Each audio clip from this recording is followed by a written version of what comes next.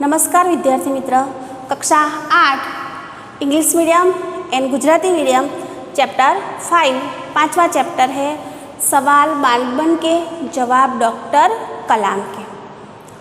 आप लोगों को पता होगा कि हमारे देश में अनेक वैज्ञानिक हो गए, तो उन वैज्ञानिकों में एक नाम डॉक्टर कलाम का भी लिया जाता है। ये डॉक्टर कलाम कौन थे? तो डॉक्टर कलाम, उनका पूरा नाम है डॉक्टर अबुल पाकिर जैनुलाब्दीन अब्दुल कलाम। इनका ये पूरा नाम था। ये भारत के भूतपूर्व राष्ट्रपति भी हो लगभग 11वें वो राष्ट्रपति भी रह चुके हैं। डॉक्टर कलाम को बच्चों से बहुत लगाव था और इस एकम में बच्चों की जिज्ञासाओं का उन्होंने जो उत्तर दिए हैं उनका ये विवरण इस एकम में किया हुआ है कि बाल सहज बुद्धि के द्वारा बालक जो प्रश्न पूछते थे उनका वो क्या उत्तर देते हैं, यही इस चैप्टर में है। आप लोगों को पता होगा कि वो एक मुस्लिम परिवार के थे, फिर भी इनके धर्म में कोई भेदभाव नहीं था। वैसे ही वो सभी को पूरे देश में सभी के साथ, सभी व्यक्तियों के साथ, कोई भी धर्म हो, संप्रदाय हो, उनके साथ अच्छे से ही वो पेश आया करते थे और उन्होंने अपना धर्म, अपने कर्म को, धर्म के ज़्यादा कर्मों को उन्होंने विशेष महत्व दिया है। आपको स्टोरी भी पता होगी कि उनका एक मित्र था जो हिंदू था और दक्षिण के, साउथ के कोई मंदिर के जो पुजारी थे उनका वो मुख्य पुजारी थे, उनका ही बेटा था, लेकिन दोनों एक ही बेंच पर बैठते थे। सिर्फ उन दोनों में से उनके पहरवेश, जो उन्होंने पहनावा जो पहना हुआ था, उन्हीं के आधार पर उनको अलग दिखाया जाता था। बाकी दोनों तो थे ही तो एक ही, ऐसा भी उनके बारे में कथा प्रचलित है। तो हम आज जो पढ़ने वाले हैं वो है सवाल बालमन के, बालमन यानी बालकों के, और उनके उत्तर जो देते हैं डॉक्टर कलाम, उसी के आधार पर ये पूरा एकम लिखा हुआ है। प्रश्न करता है आर अरविंद, कक्षा 3, सेंट मेड स्कूल, चेन्नई। प्रश्न है, क्या आप अपने बचपन की कोई यादगार घटना हमें सुना सकते हैं? अरविंद कक्षा 3 का बालक है, वो चेन्नई स्कूल में पढ़ता है, सेंट मेड्स में, और उसने एक प्रश्न किया है कि आप अपनी बचपन की कोई यादगार घटना हमें सुना सकते हैं। तो डॉक्टर कलाम इसका उत्तर देते हैं, कक्षा 5वीं में मेरे शिक्षक श्री शिव सुब्रमण्यम अय्यर की एक बात मुझे याद है। वो तब कौन सी कक्षा में थे? 5वीं कक्षा में, और उस वक्त उनके टीचर थे शिव सुब्रमण्यम अय्यर। उनकी बात मुझे याद है। एक दिन कक्षा में हमें यह बता रहे थे कि कोई पक्षी कैसे उड़ता है। उन्होंने हमें रामेश्वरम के समुद्र पर ले जाकर इसका जीवंत उदाहरण दिया। वह ऐसी यादगार घटना थी जो मेरे मन मस्तिष्क में हमेशा के लिए बैठ गई। इसी से मुझे आगे विज्ञान पढ़ने की प्रेरणा मिली। प्रेरणा यानी प्रोत्साहन शब्दार्थ है।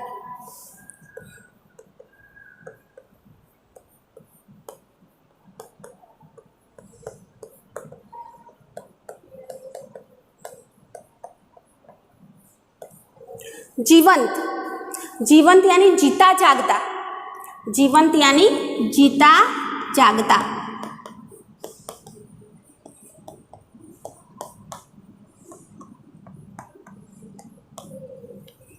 अस्मरणीय है ना, कहते हैं कि मेरे मन और मस्तिष्क यानी दिमाग में हमेशा के लिए बैठ गई और मुझे विज्ञान पढ़ने की प्रेरणा मिली।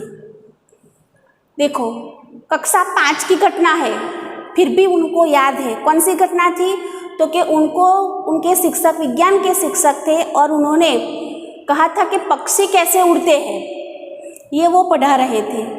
और उनके शिक्षक उनको रामेश्वरम का जो समुद्र तट है वहाँ पर ले गए और पक्षी कैसे उड़ता है इसका जीता जागता जीवंत प्रसारण जिसे कहते हैं वो उनको बताया।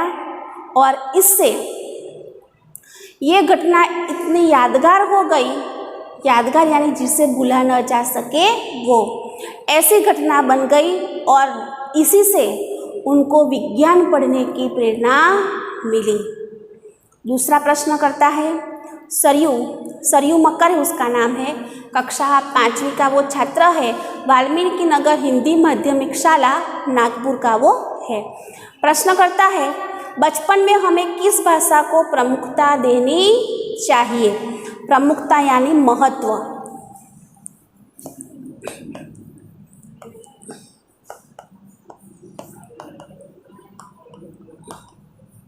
बचपन की घटना है, कहते हैं कि बचपन यानी बालपन में हम जो पढ़ाई करते हैं तो भाषा यानी लैंग्वेज, बचपन में हमें किस भाषा को प्रमुखता देनी चाहिए? प्रमुखता यानी महत्व। तो डॉक्टर कलाम का उत्तर है मैंने स्वयं माध्यमिक शिक्षा तक की पढ़ाई अपनी मातृभाषा के माध्यम में पूरी की है। मातृभाषा क्या मीनिंग होगा इसका?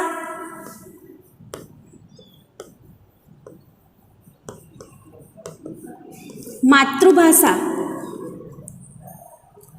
जो जिस भाषा में बालक या कोई भी व्यक्ति हो जिसकी मुख्य भाषा होती है, जो सबसे पहले बोलने के लिए सीखता है वही उसकी मातृभाषा होती है। माँ के मुख से सुनी हुई भाषा, देखो माँ के मुख से सुनी हुई भाषा यानी जो हमारे घर व्यवहार में जो हमें भाषा होती है वो हमारी मातृभाषा।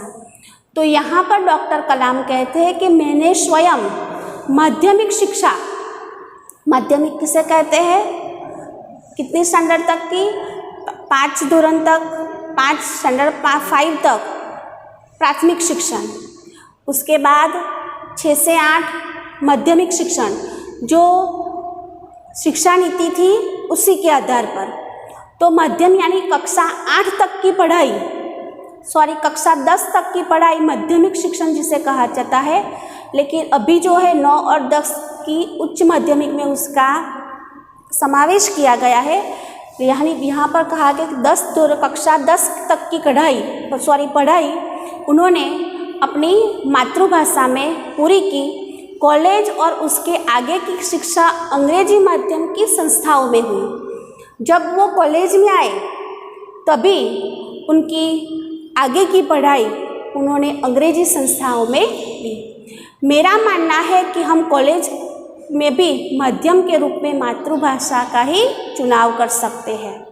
देखो उनका मानना है कि हम जो पढ़ते हैं वो हमारी मातृभाषा में ही पढ़े तो ही उसका अच्छा रिजल्ट आ सकता है। यहाँ पे उन्होंने माध्यमिक शिक्षा तक की पढ़ाई अपनी मातृभाषा में ली और उच्च शिक्षा जो कॉलेज का शिक्षण था वो उन्होंने अंग्रेजी संस्थाओं में पूरा किया। लेकिन उनका कहना है कि हमें कॉलेज की शिक्षा भी अपनी मातृभाषा में ही उसका चुनाव यानी पसंदगी।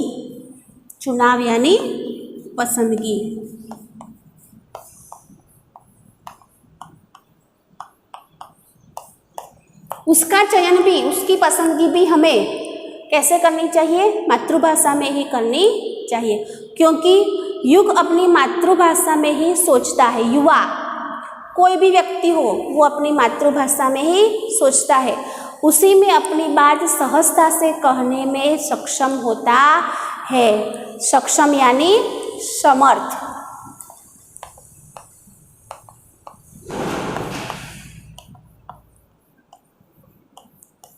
सक्षम यानी समर्थ और सहजता से यानी स्वाभाविक से, सहजता यानी स्वाभाविक रूप से अच्छी तरह वो अपनी मातृभाषा में कोई भी बात हो अच्छे से कुछ कहने में सक्षम होता है। पर इसमें कोई भी दो राय नहीं कि वैश्विक स्तर पर संपर्क के लिए हमें अंग्रेजी भाषा जैसी एक संपर्क भाषा की नितांत आवश्यकता है।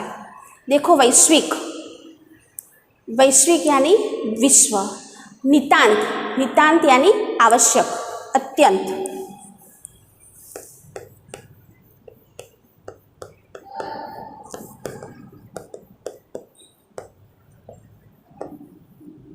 नितांत यानी आवश्यक।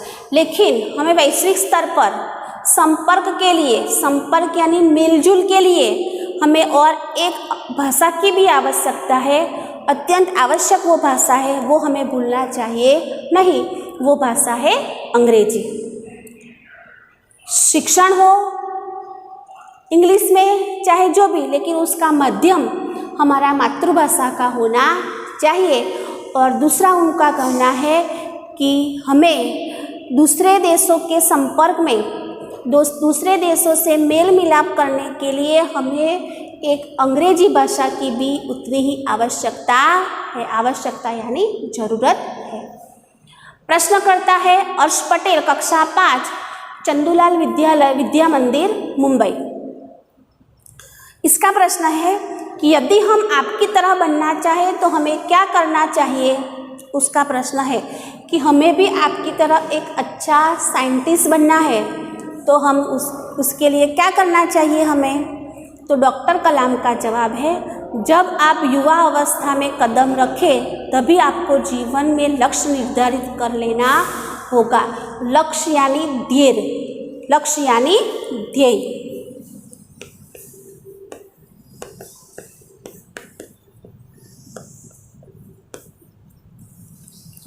जब आप युवावस्था तक, अब आप हो 5वीं कक्षा में, लेकिन जब आप युवा हो जाओ तब आपको अपना लक्ष्य निर्धारित कर लेना चाहिए कि कहाँ पर आपको जाना है, आपको क्या करना है।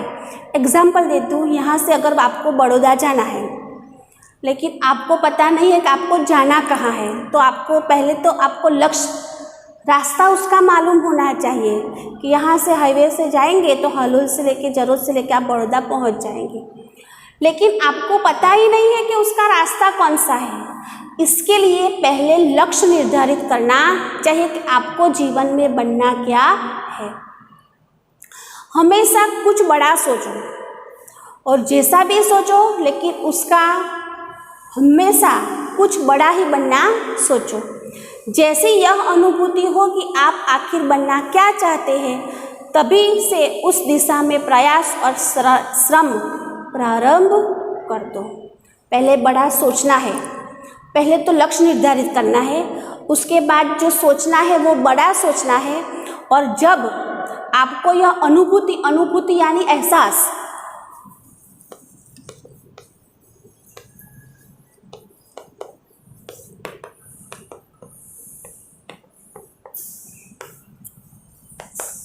अनुभूति यानी एहसास, अगर आपको एहसास हो गया कि आपको ये लक्ष्य निर्धारित करना ही है, तो आप उसी दिशा में, दिशा यानी उसी मार्ग में आप आगे बढ़ोगे।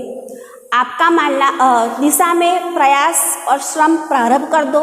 कहने का अर्थ है कि जी तोड़ मेहनत करो। जी तोड़ मेहनत करना मुहावरा है, बहुत परिश्रम करना। तभी से जो आप आगे की ओर बढ़ोगे, आपका सामना बाधाओं तथा कठिनाइयों से होगा। जैसे जैसे आप आगे बढ़ते जाओगे अपने लक्षित ध्येय के तरफ, तो उसमें अनेक बाधाएं यानी मुश्किलें,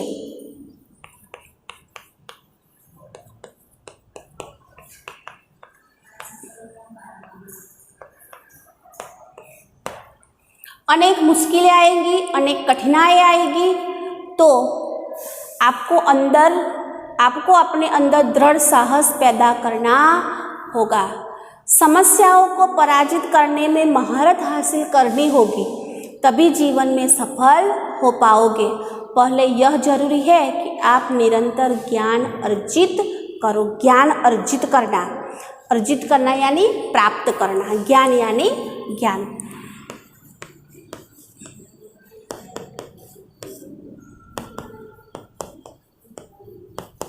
अर्जित यानी प्राप्त।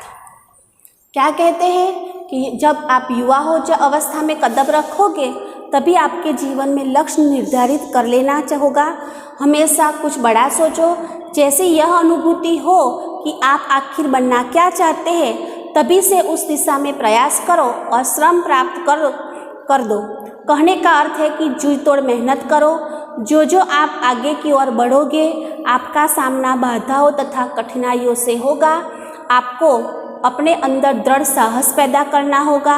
समस्याओं को पराजित करने में महारत हासिल करनी होगी, तभी जीवन में सफल हो पाओगे। पहले यह जरूरी है कि आप निरंतर ज्ञान अर्जित करें। आपको हमेशा प्रयत्नशील रहना होगा।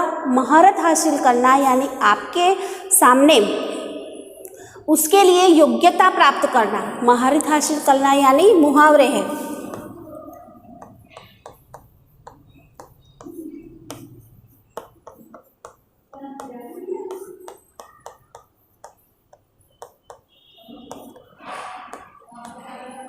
तो इसका मीनिंग है योग्यता प्राप्त करना।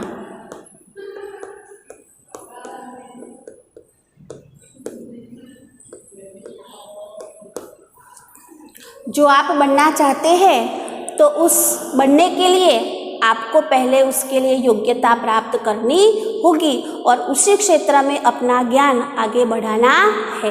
प्रश्न करता है चिराग जैन, कक्षा 7, बॉम्बे कैम्ब्रिज अंधेरी पश्चिम मुंबई का एक स्कूल का ये स्टूडेंट है। इसका कहना है यह कौन सी बड़ी चुनौती है जिसका सामना हमें आज करना पड़ रहा है। डॉक्टर कलाम का उत्तर है यह भारत को सन 2020 तक एक विकसित राष्ट्र के रूप में परिवर्तित करना और देश के लिए 1 अरब से अधिक नागरिकों के चेहरों पर मुस्कान देखना, यही राष्ट्र के समक्ष सबसे बड़ी चुनौती है। कि देश की सबसे बड़ी चुनौती कौन सी है? तो जो जितने भी लोग हैं उन लोगों के मुख पर मुस्कान लाना और 2020 तक भारत को एक विकसित राष्ट्र बनाना, ये हमारे देश के सामने एक सबसे बड़ी चुनौती है। प्रश्न करता है हर्ष चाणक, कक्षा 7, डॉक्टर एस राधाकृष्णन विद्यालय मलाड मुंबई। आपकी दृष्टि में साहस की परिभाषा क्या है? प्रश्न है उनकी दृष्टि में है साहस की परिभाषा क्या है? तो डॉक्टर कलाम का कहना है अपनी जान की परवाह किए बिना दूसरों को संकट या आपदा से बचाना, यही साहस की परिभाषा है। यानी अब हमारा न सोच के दूसरों के लिए सोचना, यही एक साहस की परिभाषा है। तो विद्यार्थी मित्र, हम यहाँ तक आज करेंगे। इसके नेक्स्ट पीरियड में इसका दूसरा पार्ट हम देखेंगे। Thank you.